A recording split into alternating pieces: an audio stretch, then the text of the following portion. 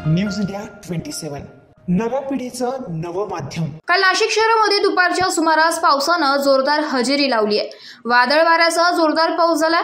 यामुळे शहरात जवळपास 30 वृक्ष पडले। यामध्ये सिडको, अंबड, सातपूर या भागात मोठ्या प्रमाणात झाडं पडली होती।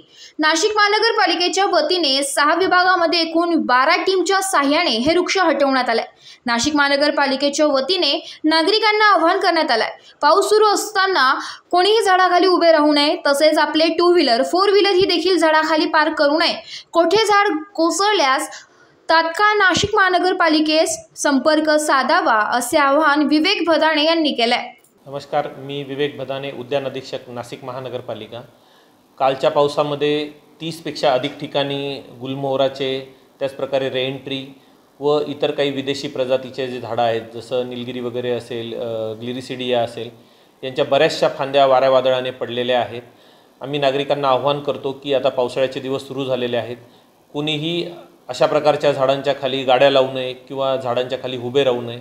बऱ्याच वेळेस आपण पावसाच्या वेळेस आसरा घेण्यासाठी झाडांच्या खाली उभे राहतो, तर हे झाडं जे आहेत हे बरेच जुने लागवड केलेली झाडं आहेत। त्याच्यातले काही झाडं हे ठिसूळ झालेले आहेत, आतून बाहेरून ते लक्षात येत नाही आणि वाऱ्या वादळाच्या वेळेस ते झाड पडत असतं। मागेच 2 लोकांचा याच्यात मृत्यू देखील झालेला आहे आणि याच्या ज्या काही फांद्या आहेत त्या बऱ्याचशा पडून वगैरे नाल्याच्या ठिकाणी अडकून देखील बऱ्याच ठिकाणी पाणीही तुंबतं आहे।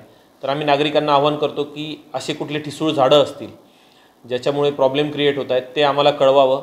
आम्ही त्या ठिकाणी आमची टीम पाठवून ते ठिसूळ झाडं काढून घेऊ आणि जे वाळलेले झाडं असतील तेही आम्ही तोडून घेऊ। सर, झाड रेस्क्यू करण्यासाठी आपल्याकडे किती लोकांची टीम? माझ्याकडे 6 विभागांमध्ये एकूण 12 टीम आहेत। त्याचप्रमाणे अग्निशामक विभागाची टीम देखील आपल्यासोबत कायम मदतीला असते। हे सर्व लोक दिवस रात्र हे काम करत असतात। सर, काही नंबर शेअर करा। सर, त्याच्यासाठी तुम्ही मनपा हेल्पलाईनला कॉल केला तर जास्त चांगलं असेल, कारण सगळीकडे मनपा हेल्पलाईनवरनं सोयीचं जात असतं त्या, किंवा अग्निशामकलाही आपण डायरेक्ट हेल्पलाईनला कॉल केला तर टीम पोचणं सोपं। News India 27 Marathi, Nashik.